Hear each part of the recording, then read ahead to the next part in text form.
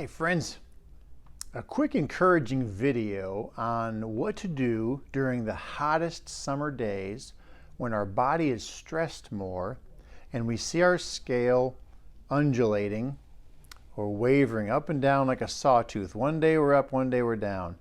Many times when our body is under this amount of stress, we have to really back up a step and make sure that we've got the basics handled. What do I mean by that? So quite simply, make sure you're keeping your hydration up with electrolytes.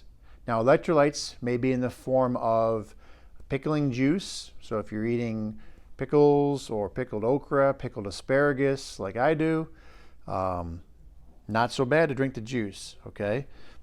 There'll be electrolytes in that. The other one is using Celtic or pink Himalayan sea salt.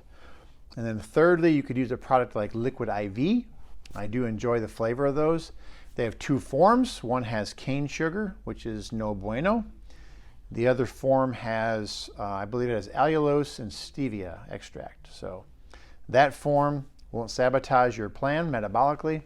So use those because, I mean, literally just getting out of the shower, getting dressed, going outside of your house where the AC is, into the outdoors, you are going to be dripping within, 30 seconds to a minute?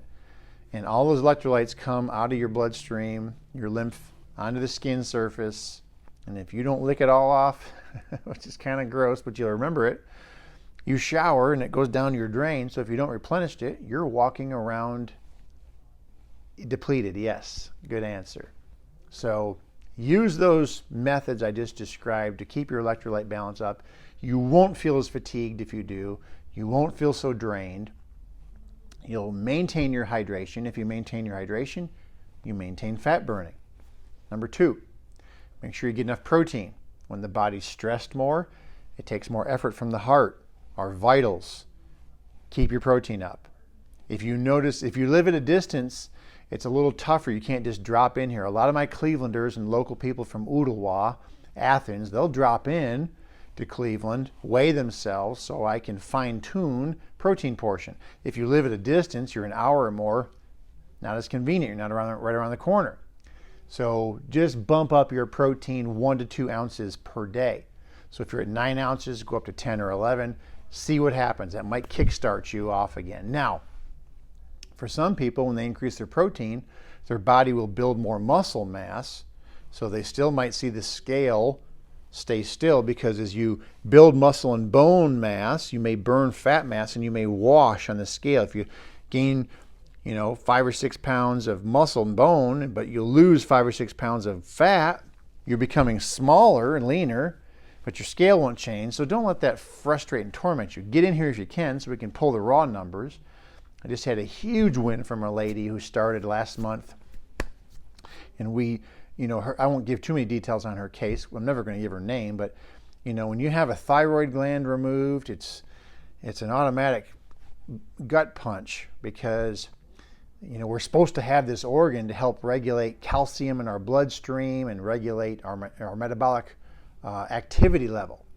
So we had to really get her protein at the right spot. So in combination with hydrating her body, detoxifying her body, supplying the body with clean protein, clean food guideline choices, now she's off and running.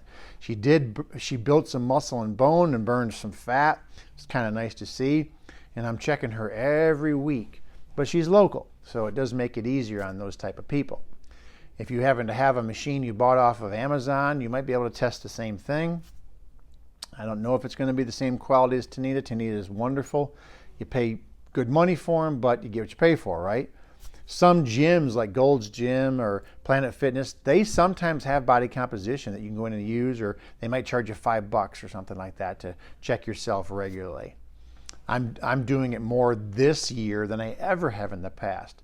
But there's been so many things that have impacted our metabolism in addition to the heat. The immune challenges with coronavirus and all of the after effects from the intervention, the inoculations, the vaccine intervention. That's a barrier to a lot of people because they've got nanoparticles in them. graphene. They've got mRNA sequences. So a lot of these compounds in these vaccinations that a lot of people just quickly roll up their sleeve for, they're inflammatory.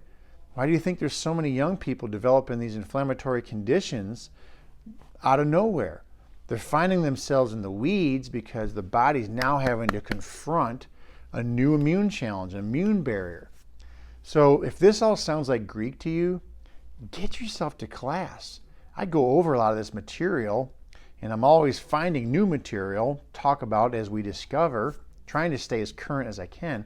So get to class. You can learn about this, and that way you're not left out in the dark and missing out. Because there's a lot of people gaining this knowledge to steward their bodies better, and they're not missing out. So if you find yourself and you feel like you're missing out, and you're not making yourself a priority, and exercising more self-care, maybe it's time you turn the page and get there. So hope this is an encouragement. Keep up your hydration, your electrolytes, your protein especially, and get your rest. Right? Summertime, we tend to stay up later because it's lighter later, but we miss that rest. And of course, that's the best time to burn fat. We burn it in our muscle when we're sleeping.